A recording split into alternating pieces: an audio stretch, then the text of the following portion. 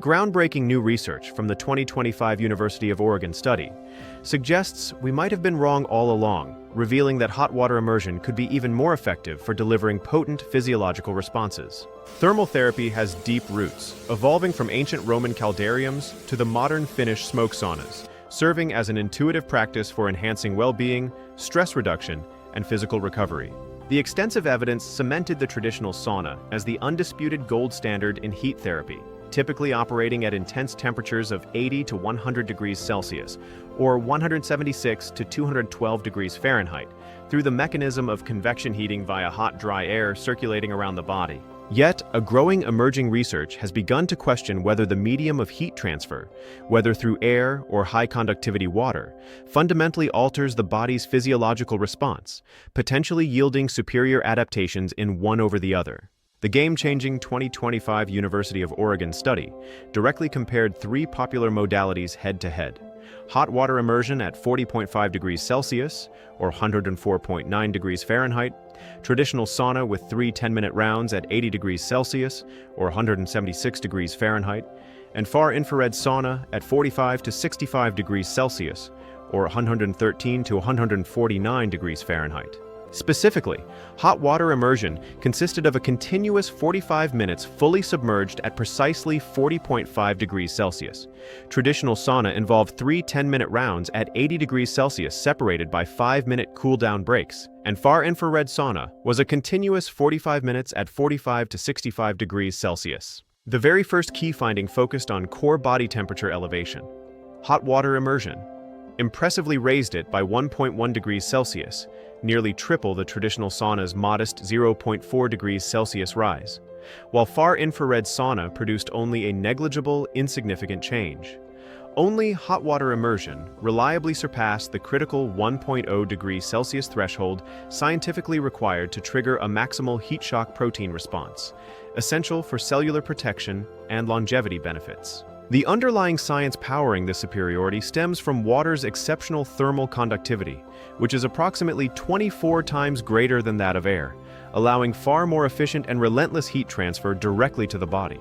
When fully submerged in hot water, your body's primary cooling defense, evaporative sweating, is completely disabled and ineffective, compelling unavoidable sustained hyperthermia unlike the resistible heat in dry saunas. Consequently, heat penetrates relentlessly into the body through direct conduction in water, whereas in a sauna, the body can actively counteract and fight back effectively using sweat evaporation to maintain homeostasis.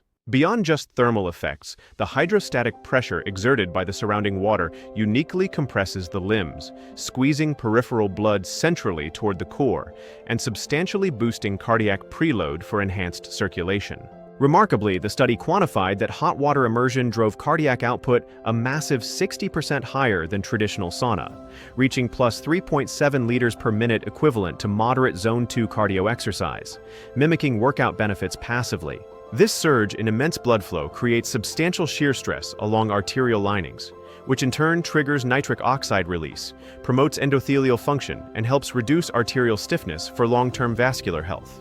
Furthermore, exclusively hot water immersion provoked a significant immune response, with an initial pro-inflammatory signal followed by enhanced immune cell mobilization, signaling superior immune surveillance and adaptation.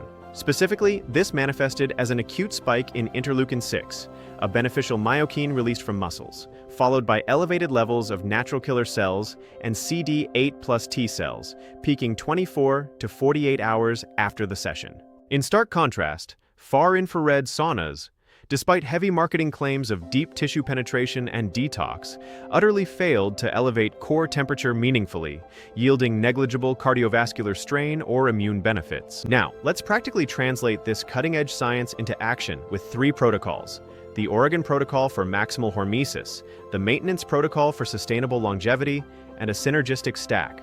Adapt each to your needs and health conditions. We start with the Oregon Protocol, which targets peak cardiovascular conditioning and immune system priming, prescribing a precise 45 minutes at 40.5 degrees Celsius, or 104.9 degrees Fahrenheit, performed 1 to 2 times per week with proper preparation. For consistent daily health span maintenance and effective blood pressure management, adopt the accessible Maintenance Protocol of 20 to 30 minutes at 40 degrees Celsius, conveniently 3 to 5 times weekly. To amplify vascular resilience and accelerate post-exercise recovery, implement the powerful Synergistic Stack by pairing 30 to 45 minutes of Zone 2 cardio immediately followed by 20 minutes of hot water immersion at 40 degrees Celsius. Hot water immersion demonstrates compelling therapeutic promise specifically for peripheral artery disease patients, functioning as a passive walk that enhances limb blood flow, extends pain-free walking distance, and conditions vasculature without mechanical strain.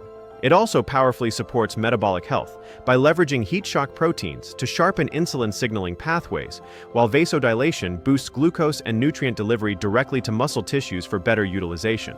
Above all, safety remains paramount in hot water immersion practice. Always prioritize hydration by drinking ample water before, during, and after. Strictly avoid alcohol consumption.